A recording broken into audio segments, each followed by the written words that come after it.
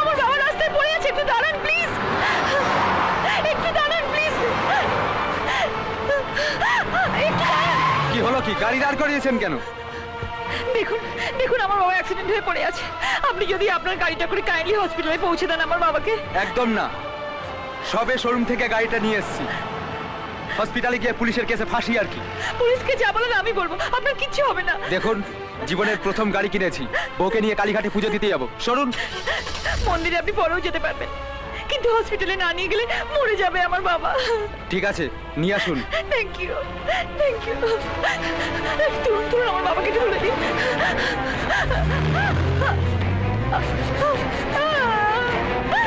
নামা নামা নামা।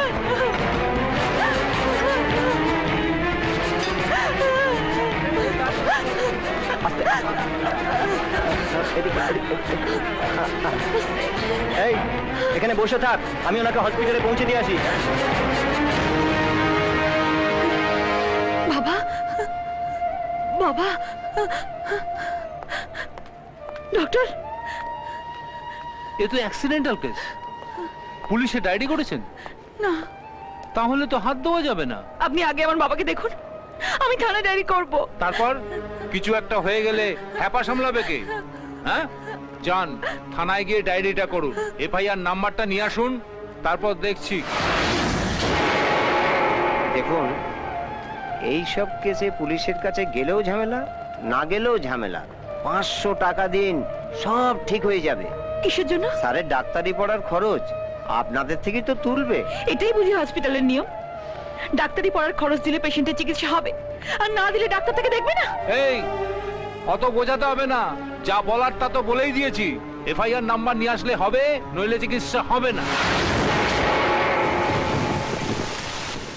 অ্যাক্সিডেন্টটা কোথায় হয়েছে?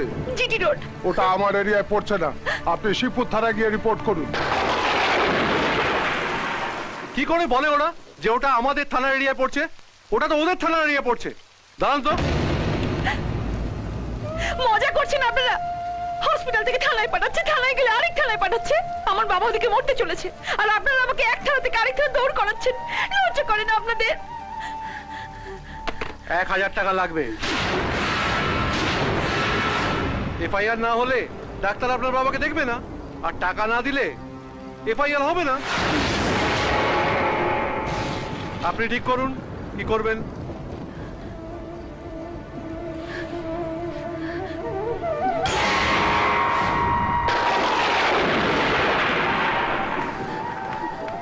বাবা কোথায়?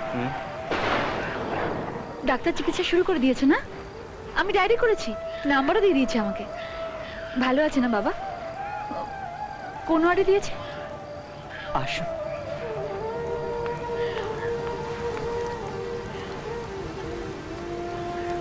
ওই যে আপনার বাবা।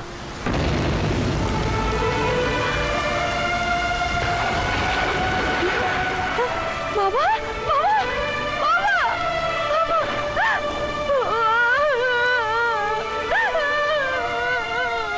আমি অনেক করে বলেছিলাম, ওরা ডেড বডি ভেতরে রাখতে দিল না, বাইরে বের করে দিল।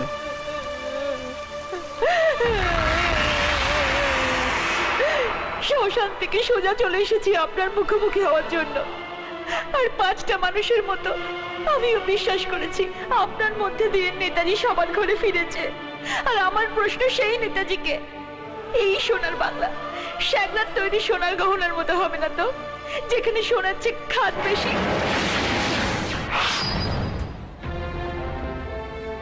যদি বিশ্বাস করেন নেতাজি ঘরে ফিরেছে, তাহলে এই বিশ্বাসটা রাখুন, কেননা তার সোনার বাংলায় কোনো খাদ থাকবে না। আর যদিও বা এক আধটা খাদ থেকে যায়, তাহলে ছাকনি দিয়ে তুলে নেব আর ধনুচি দিয়ে ধোঁয়া ছোটাবো।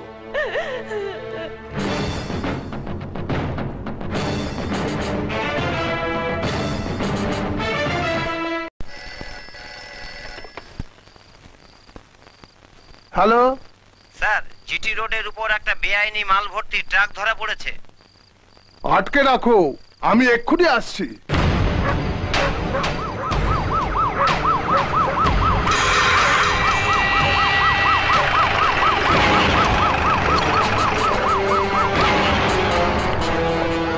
দেখি কাগজ দেখি। কেন আপনাকে দেখাবো কেন? কারণ এটা আমার এরিয়ার মধ্যে পড়ছে। প্রত্যেকদিন কি আপনার এরিয়া পাল্টে পাল্টে যাচ্ছে নাকি? প্রত্যেকদিন যদি আপনার এরিয়া পাল্টাতে পারে তাহলে আমার এরিয়াও পাল্টাবে। আপনি যেরকম বুনল আমি সেরকম বাগাতে তুল। আর আমি হলাম হালুইকর, দুটোকে মিশিয়ে চাটনি বানাবো।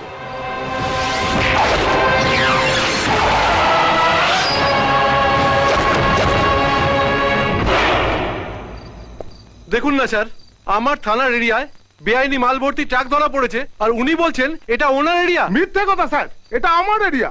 আপনি কাগজপত্র দেখতে পারেন। যখন কেউ রাস্তায় অ্যাক্সিডেন্ট হয়ে পড়ে থাকে তখন এ বলে এটা আমার এরিয়া নয়, আর ও বলে এটা আমারও এরিয়া নয়। আর যখন বেআইনি মাল ভর্তি ট্রাক ধরা পড়ে তখন দুই থানার অফিসার দৌড়ে আসে ট্রাকটাকে বগল দাবা করে নিয়ে যাবে বলে। মালের কি মহিমা, তাই না? দুজনেই যখন এসে পড়েছেন তখন মালটা দুজনেই ভাগ করে নেবেন।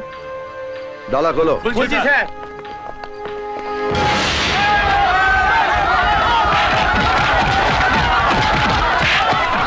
বেআইনি মাল নয়, বেআইনি মাল।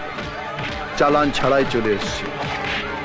সবটার দরকার নেই, দু একটা পড়লেই উইদাউট রিজার্ভেশন সোজা বৃন্দাবন।